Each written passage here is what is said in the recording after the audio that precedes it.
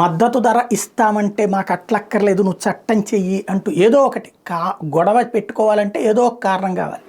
నువ్వు చట్టం చేస్తేనే మేము ఒప్పుకుంటాం లాంటివన్నీ కూడా. ఇక్కడ చట్టానికి ఒక చిన్న లాజిక్ ఉంది. అసలు పాయింట్ ఏంటంటే, ఇప్పుడు సాధారణంగా బియ్యం ఇదంతా తడి అవుతుంటుంది వర్షం పెట్టినప్పుడు, ఆరబెట్టేసినప్పుడు.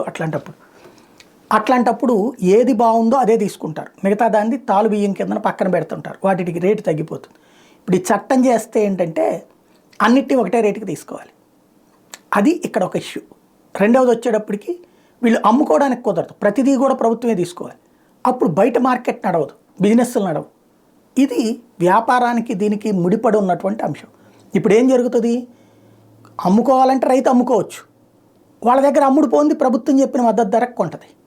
ఇది బాధ్యతాయుతమైన పరిష్కారం. ఇలా కాదు అంటూ చట్టం అంటూ ఉద్యమాలు చేస్తున్నటువంటి వాళ్ళు దారుణమైన రేట్లు ఫిక్స్ చేసి ఆ రేట్లకు కొనాలంటూ చేస్తూ దానికోసం ఇప్పుడు ఓ రైతుకు బుల్డోజర్తో ఏం పని, రైతుకు ప్రొక్లైనర్తో ఏం పని, ట్రాక్టర్లతో ఉద్యమాలంటూ 14,000 మంది రైతులు తిండి మానేసుకుని వస్తారా ఎక్కడైనా?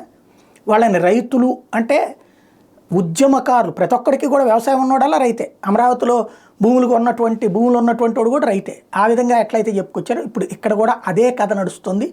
రాబోయే రోజుల్లో దేశంలో అల్లకల్లోలం సృష్టించడానికి, అస్థిరతను సృష్టించడానికి జరుగుతున్నటువంటి ప్రయత్నానికి వేదిక ఢిల్లీ మరోసారి కాబోతోంది.